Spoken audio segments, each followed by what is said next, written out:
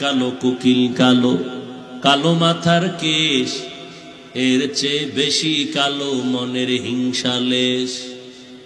নিম তিতা নিন্দা তিতা আরো তিতা খর, এর চেয়ে বেশি তিতা 203-এর ঘর। একটা কাক যখন বাচ্চা দেয়, হায়াতুল হায়ওয়ানে আছে, 3 দিন পর্যন্ত কাক বাচ্চার কিনারায় যায় না। কারণ বাচ্চা যখন দুনিয়াতে আসে, কাকের বাচ্চাটার শরীর থাকে সাদা, কোনো পশম নেই। 3 দিন পর্যন্ত মা কাছে যায় না ভয়।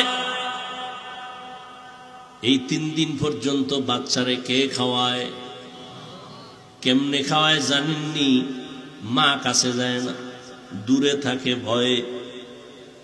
ওই বাচ্চাটা বাসার মধ্যে থাকে সাদা, কালো পশম উঠে না, 3 দিন লাগবে উঠতে।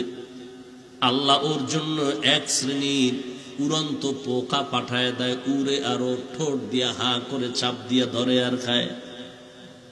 এই পোকাগুলো খেয়ে খেয়ে 3 দিনের ভিতরে সে একটু কালো রঙের পশম পায়। এরপরে মা ভয়টা কাটে, বাচ্চার সামনে হাজির হয়ে যায়। আল্লাহ বলেন, আমি রিজিকের মালিক, এজন্য কোন প্রাণী না খাইয়া মরে না। গর্তের পিপিলিকার খানাও আমি দেই, পশু পাখির খানাও আমি দেই। তবে মানুষ, তোমরা হলা শ্রেষ্ঠ, তোমারও ক্ষুধা আছে, খানা আছে। তবে তোমার খানাটা আমি গরু অন্য মাখলুকতের মতো খানা দেই না, তোমারটা অনেক পিওর, কাবার লাগায় দিস। জমিনের মধ্যে তোমার খানার মতো পিওর খানা নাই, হালাল নাই এবং পরিশুদ্ধ খানা নাই, পবিত্র নাই। তোমারে যে খানাগুলো দিলাম কাবার করে দিলাম, যেন নষ্ট না হয়। তুমি খানা খাইবা, ভাতের চালটা কাবার দিয়া দিলাম। রুটি খাইবা, রুটি বানানোর গমটাও কাবার দিয়া দিলাম। সব খানাগুলো কাবার সিস্টেম করে রাখলাম। আবার কিছু খানা আছে কাবার নাই, তবে এমন সিস্টেম করেছি কাবার না থাকলেও এর উপরে কারো আক্রমণ চলবে না,